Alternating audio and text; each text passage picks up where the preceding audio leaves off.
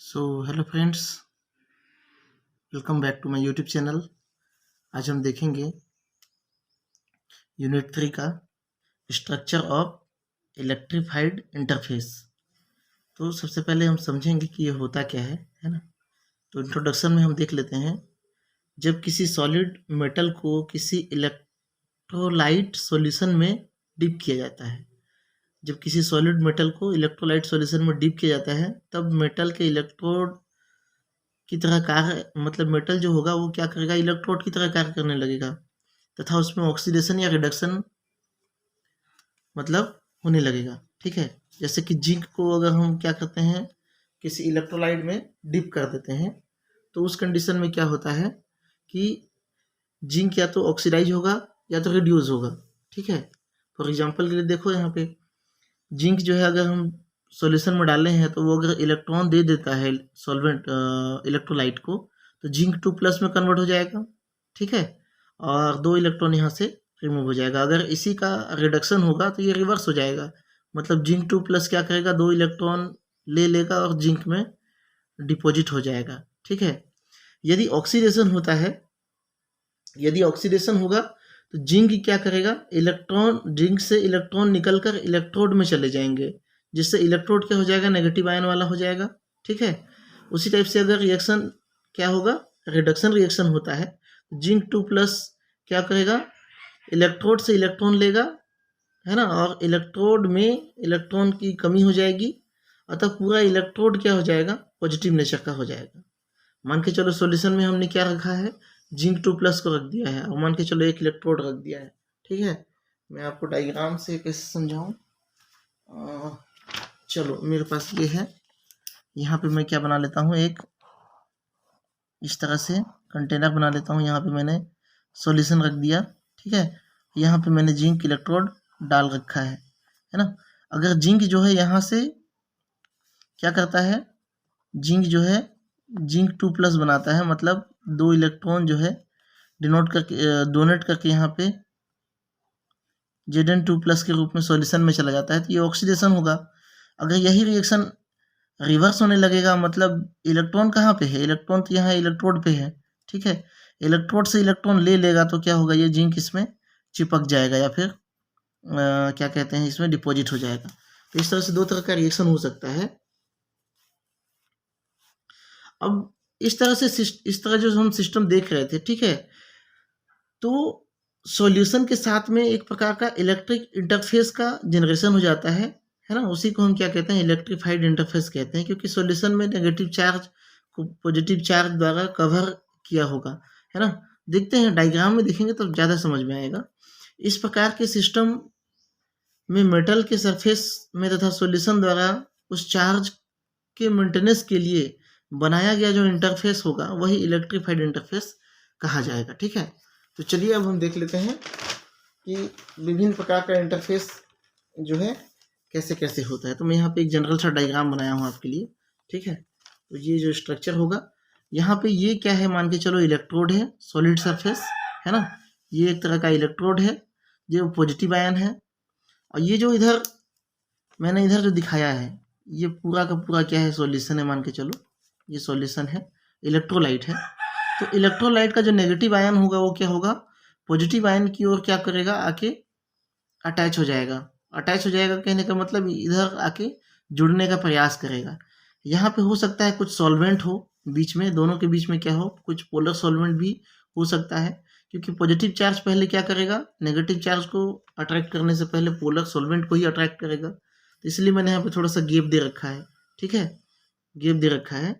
अब ये तो स्ट्रक्चर में जो है वही चीज़ यहाँ पे बताया गया है ना, कि पॉजिटिव चार्ज की ओर जो है एडजॉर्ब सॉल्यूशन में नेगेटिव चार्ज वाले मतलब आयन होंगे। अतः कहा जा सकता है कि 2 अलग अलग फेज कांटेक्ट में आते हैं तो इलेक्ट्रीफाइड इंटरफेस बनता है। क्या बनता है, इलेक्ट्रीफाइड इंटरफेस बनता है। ठीक है, तो इसको समझाने के लिए कई मॉडल दिया गया, उसमें से एक मॉडल जो है हमारा हेल्महोल्ट्ज पेरिन मॉडल।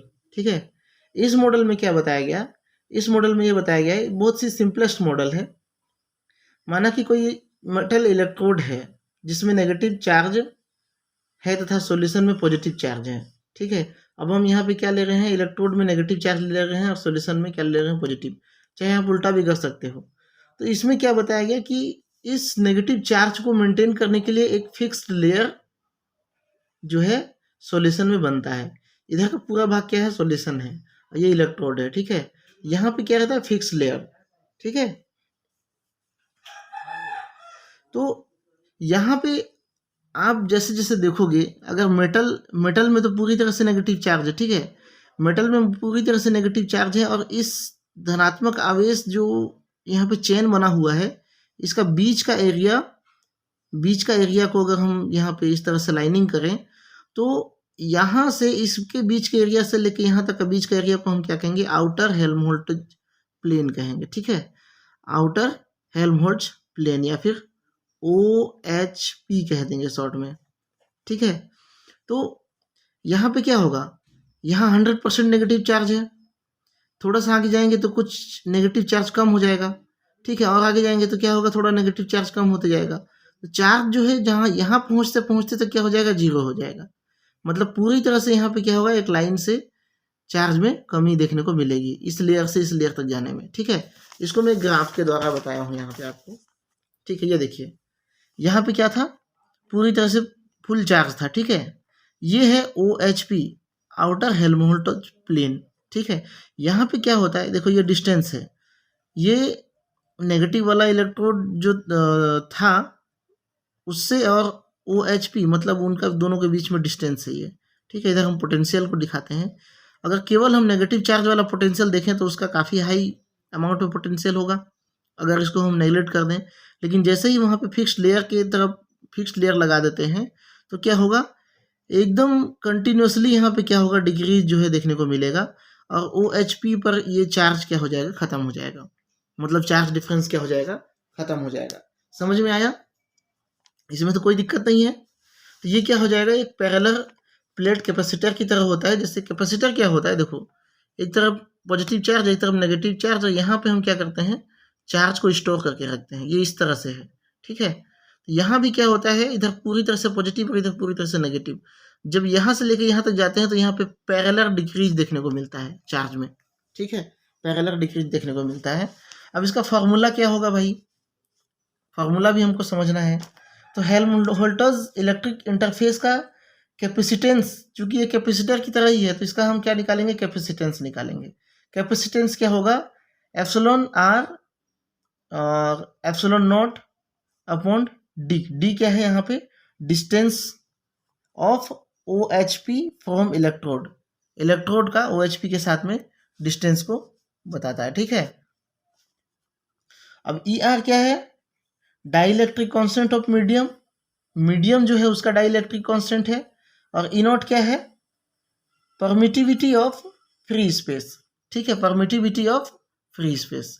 चलिए, तो ये हो गया आपका फॉर्मूला। और मेटल की जो चार्ज डेंसिटी होगी वो क्या होगी, सॉल्यूशन की charge density of fix layer के बराबर होगी। मतलब कहने का मतलब क्या है कि जितना चार्ज नेगेटिव इलेक्ट्रोड में होगा उतना ही चार्ज क्या होगा, सॉल्यूशन का फिक्स लेयर में जो चार्ज है उसके बराबर होगा। तो कह सकते हो QM = -QS, सॉल्यूशन और ये क्या है, मेटल। देखो ये दोनों, इसमें मैंने नेगेटिव क्यों लगाया है, क्योंकि ये पॉजिटिव चार्ज था।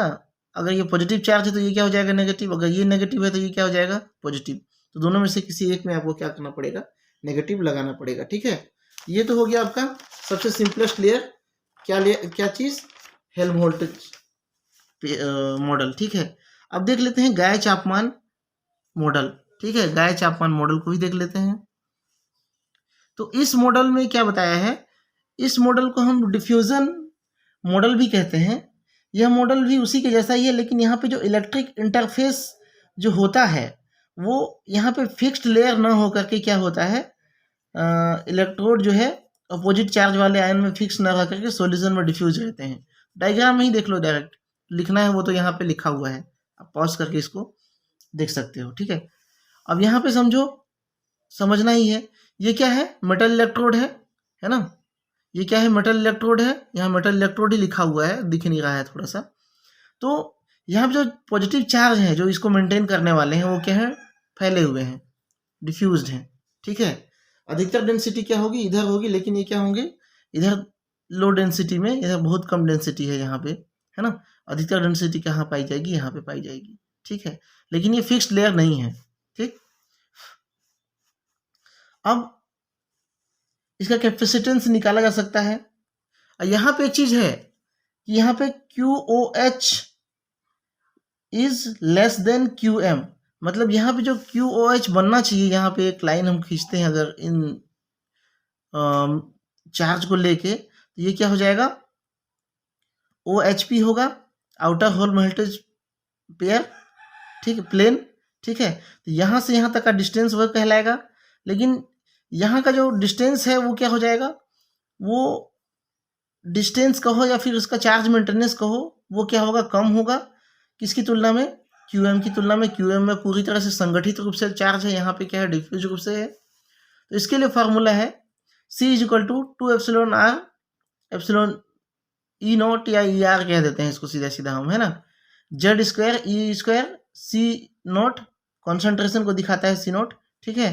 KT क्या है कि कांस्टेंट है, T टेम्परेचर है, कि वोल्टेज मान कांस्टेंट है। ER जैसे हमने पहले देखा था, है ना, E नॉट, और Z यहाँ पे क्या है, चार्ज, ठीक है। और E क्या है, ये इलेक्ट्रॉन, है ना।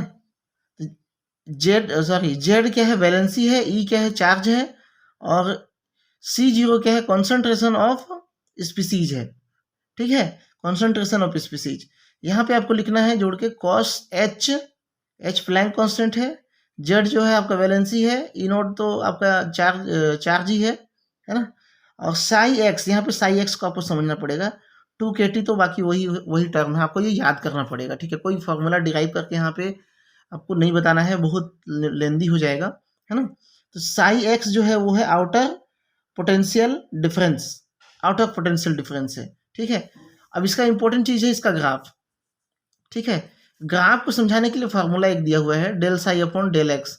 डेल एक्स क्या है, डिस्टेंस के थ्रू, डेल साई मतलब पोटेंशियल डिफरेंस में हम क्या करते हैं, ग्राफ खींचते हैं, तो वो क्या आता है, 8kT C not ER E not, पूरे होल का हाफ, स्क्वायर में क्या हो जाएगा, हाफ, और यहाँ पे कॉस था तो यहाँ पे क्या आ जाएगा, साइन H, बाकी टर्म वही है, Z E not Sai x 2kT, ठीक है। ये भी आपको याद करना पड़ेगा। तो यहाँ पे ग्राफ को थोड़ा समझना पड़ेगा। ग्राफ जो है, देखो यहाँ पे समझ लो कि पहले 100% चार्ज था, ठीक है, लेकिन जैसे जैसे हम सॉल्यूशन की ओर बढ़ते हैं वैसे वैसे ये चार्ज जो है एक्सपोनेंशियल फॉर्म में कर्व बनाते हुए डिक्रीज होता है।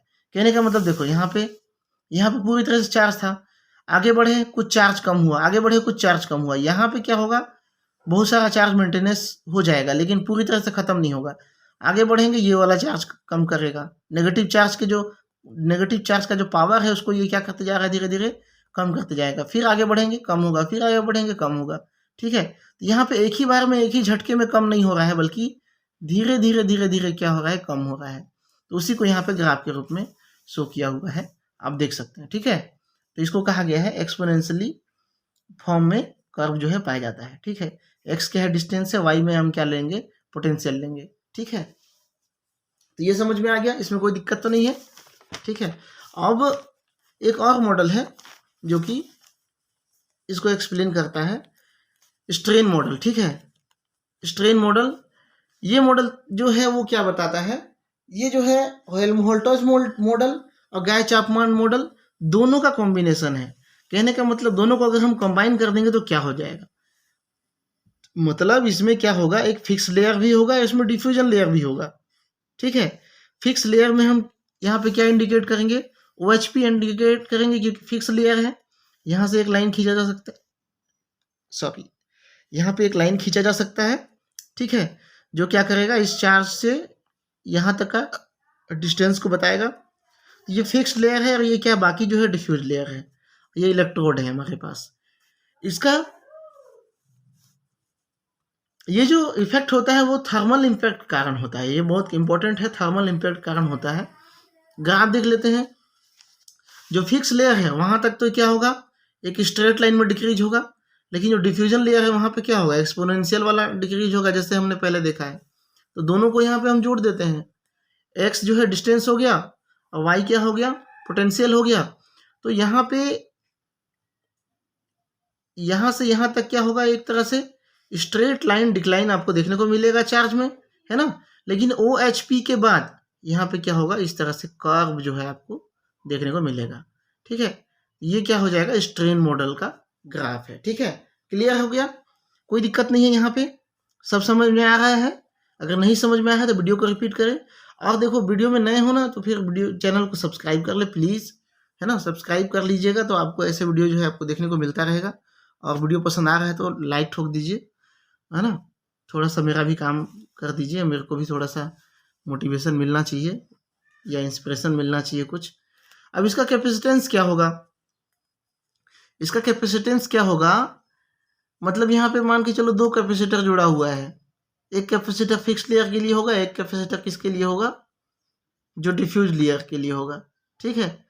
तो यहाँ पे 1/c is equal to 1/ch, h का मतलब हेल्महोल्ट्ज़, है ना, और प्लस 1/cg मतलब गायचापमान। मतलब दोनों को हमको जोड़ना है, दोनों का जो फार्मूला है उसको जोड़ देना है। ch का वैल्यू और cg की वैल्यू यहाँ पे आप रख सकते हो, जो पहले हमने देखा है ना। अब यहाँ पे चार्ज डेंसिटी को अगर हम देखें तो चार्ज डेंसिटी कैसा था, qm is equal to minus qs था, है ना, अपोजिट चार्ज की वजह से। तो यहाँ पे जो मेटल का इलेक्ट्रोड में जो चार्ज है वो किसके बराबर होगा, QS। तो QS में 2 तरह का लेयर है, पहले तो हम यहाँ माइनस लगा देते हैं। कौन कौन सा लेयर है, हेल्महोल्ट्ज़ लेयर है और गायचापमान लेयर है ना, डिफ्यूज लेयर है, मतलब फिक्स लेयर है और डिफ्यूज लेयर है। दोनों को जोड़ दिए तो हमको क्या निकल गया, चार्ज डेंसिटी निकल गया, ठीक है। तो वीडियो में बने रहने के लिए बहुत बहुत धन्यवाद, और आप सभी का दिन शुभ हो। चैनल में नए हो तो प्लीज़ प्लीज़ प्लीज़ सब्सक्राइब कर लें, है ना। सब्सक्राइब करने से आपका पैसा नहीं लगता है ना, बल्कि आपको हेल्प ही होगा। जो है नया नया वीडियो आएगा तो फिर आपको देखने को जल्दी मिल जाएगा, और बेल आइकन को भी दबा लें। So thank you for watching this video.